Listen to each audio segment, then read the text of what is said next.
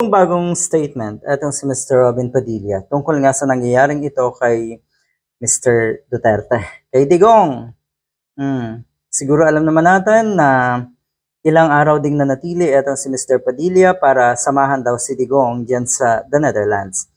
Pinayagan ba siya ever na makapasok? Pagkakaalam ko hindi. So umuwing luhaan dahil naandito na sa ating bansa etong si Mr. Robin Padilla. At ang sabi niya, naglolokohan na lang tayo sa Pilipinas. O inamin mo rin. Sino bang sinasabi niyo naglolokohan tayo sa Pilipinas?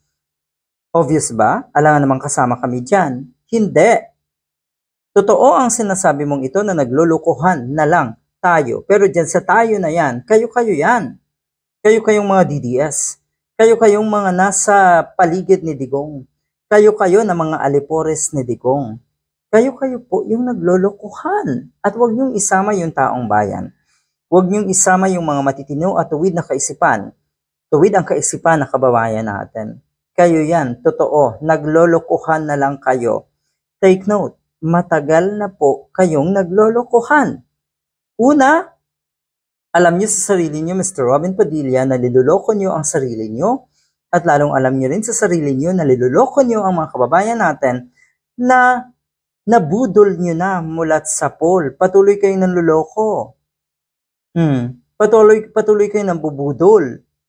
Kaya totoo na naglolokohan na lang kayo. Kayong mga hindi naman talaga taga-Pilipinas. Kayong mga taga-Davao. Kayong hindi naman talaga mga Filipino citizens.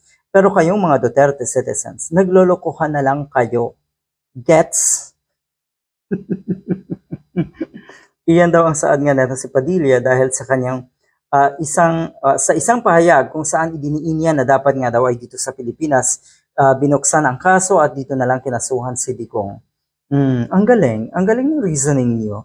Dahil wala daw jurisdiction ang ICC dito sa atin na kuno ay hindi isuko o dapat isuko ang isang Filipinong mamamayan sa banyaga sa Western jurisdiction.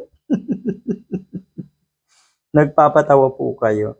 Pero salamat sa pag-amin.